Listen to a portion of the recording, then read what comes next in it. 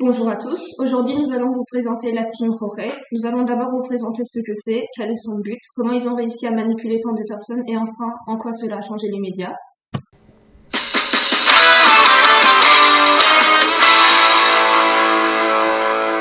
Premièrement, c'est quoi la Team Roré ? Team Roré, c'est le nom d'une entreprise fantôme privée qui a été démasquée en 2022 par un groupe de journalistes d'enquête du consortium Forbidden Stories dans le cadre du projet Story Killers. Ce sont des médias d'actualité qui visent à enquêter sur les entreprises spécialisées dans la manipulation d'opinion publique et la diffusion de fausses informations.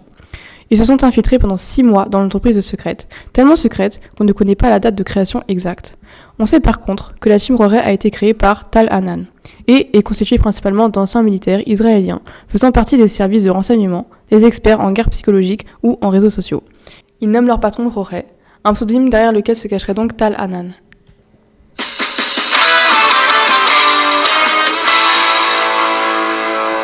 Mais alors, quel est le but de cette entreprise ?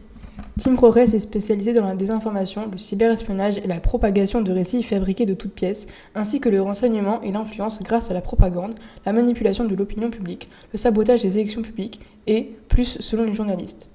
Ils s'aident beaucoup des réseaux sociaux et ils auraient manipulé environ 33 élections, dont 27 qui étaient un réel succès. Les élections auxquelles l'agence a participé sont majoritairement en Afrique.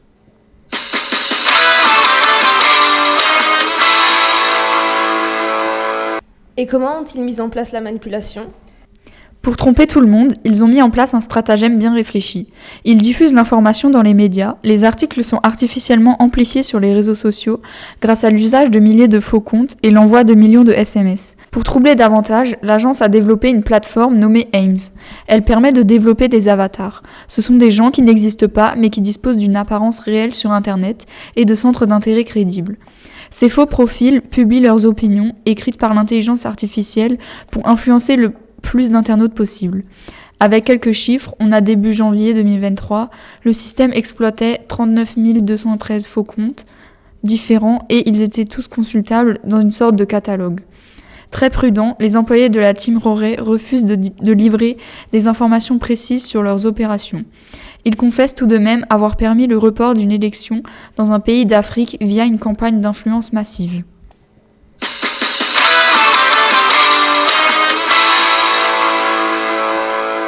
En quoi cela a changé les médias ?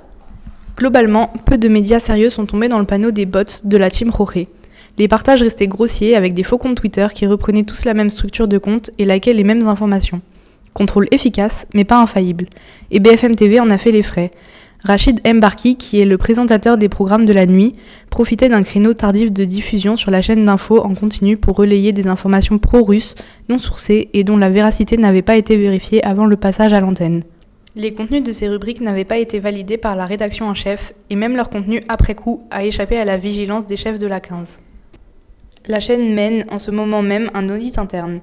Les conclusions n'ont pas encore été rendues, mais selon Le Monde, les premières pistes indiqueraient que le présentateur aurait agi seul en profitant de moments de creux pour échapper à la vigilance de la hiérarchie de la rédaction. Une influence qui dépasse les ondes de BFM. Le député écologiste Hubert Julien Laferrière aurait lui aussi servi de passeur d'influence pour le compte des mercenaires de la désinformation, en passant par Mbarki. Il aurait déposé, selon Libération, une question au gouvernement pour promouvoir une crypto-monnaie, le Limocoin, développé par une société camerounaise.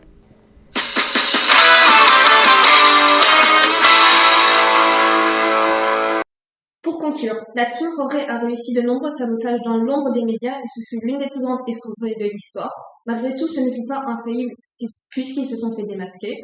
Je vous remercie pour ces informations précises qui nous aident à mieux comprendre l'affaire de la Team Roré. Merci de nous avoir écoutés, abonnez-vous et on se retrouve la semaine prochaine. Ne ratez pas nos nouveaux épisodes. À bientôt.